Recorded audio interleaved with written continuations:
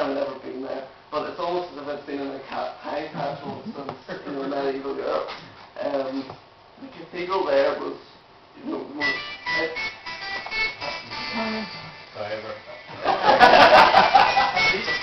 That's the second time. I've never received a telephone call and answered in this in my life.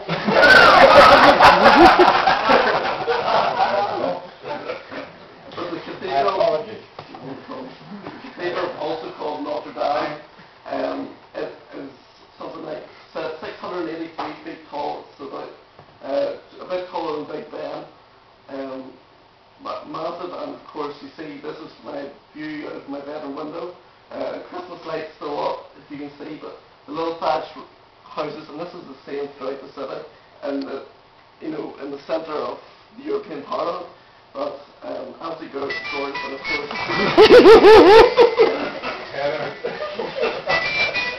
My apologies.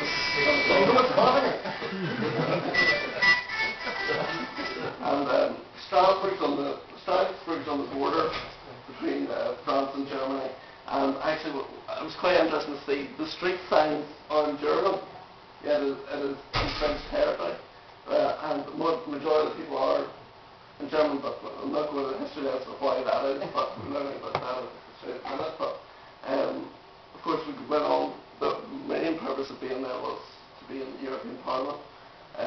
This is the Parliament building itself here, and the 27 flags in front of it.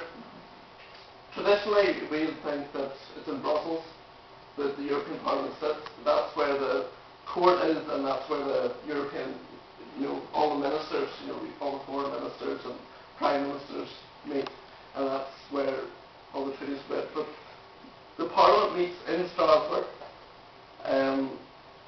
massive building, and this is me in the famous hemisphere with my headphones on. Of course, there was a club of some sort from each different EU country sitting in this Euroscola, and of course 15 different languages spoke. So you have your headphones on and your translator speaking to you constantly. This is my view of the hemisphere.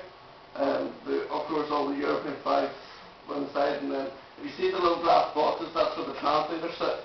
Of course, they had a busy job, translating word for word constantly, and if someone spoke, you heard it straight away in your ear. So,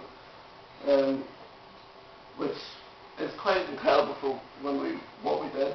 Our plan for the day, it started off with an open debate in the European Parliament. There were 648 of us teenagers and 4 MEPs sitting at the front. So, this is all being translated at the time in 15 different languages. So, that went on for about 3-4 hours, and ranging from, Turkey coming into the EU, which is very topical. The Greek and the Cypriots groups were up all the time talking about that, and quite a few controversial issues coming up, especially during the Eurozone crisis. I think Greece just had a vote on the budget just before we went, and then so that took up until lunchtime. We had a lovely lunch in the European Parliament, and just like really fitting into the politics life. And then we had a presentation of each of our countries. During this week, we worked on different resolutions, of each of our group. Something that we brought up in the European Parliament, brought up for debate, and then voted on through the the digital voting there. And of course, the presentation of the country, talking about the culture and also different politics of each country. And then I actually had the privilege of representing Rotary Ireland for presenting the resolution, and to stand up and take questions on the resolution and then it being voted on. I was up for about half an hour speaking in front of the 648 teenagers, and taking quite a few interesting questions, quite a few difficult questions. But our resolution was actually about e-voting. So thank goodness Betty wasn't there earlier on, because it might have been fast. But we won, I think, almost 400 votes to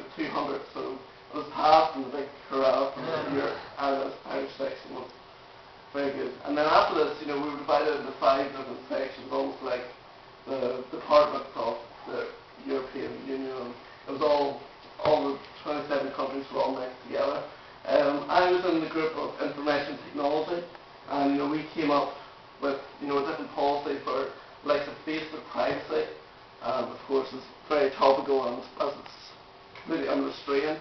See, with internet and everything, it can't be regulated by just one country because it is international. And so, when it comes to topics like that, the European Union is needed. And I should have said, actually, that meeting in Strasbourg, it's the largest representative assembly in the world. Of course, it's all into different fine groups, future of Europe, information technology, and then at the end of the day, brought back our findings, but that wasn't voted on, sadly we didn't have time for that. So we started off at 6 o'clock in the morning to travel to the European Parliament, and then we finished at something like 6 o'clock in the afternoon, in the evening. So it was a long day, but it flew through because it was the most enjoyable thing, and really such a surreal thing to see, something of such scale. And the 4 MEPs, I think one was from Malta, the other from Denmark, and one from Italy and Spain. So that just showed the significance of it. And the people that we met, I was sitting beside a Maltese teenager of 17 years, and just hearing his story and different culture and everything was extremely interesting. The people we met outside in Strasbourg, in our hotel, there was 5 different groups from different countries staying, and I learned a few words of Italian from the guy in the hotel room beside me, and it was just, the time and experience was something that I've never experienced before.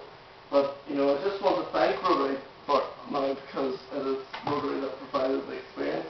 As Glenn already said, he and Howard voted for me in the first place, even though it probably was a bit raw and off the cuff into that interview, and also Greg Heaney, he drove me down to Enniskillen for the regional final, and the effort was there, and I really thank for that opportunity. And even I enjoyed the experience of just having the different interviews at the local stages, because next year they're doing 5 different interviews at 5 different universities to do the subject, and you don't get that same experience, and have that practice was, I really thank you for that.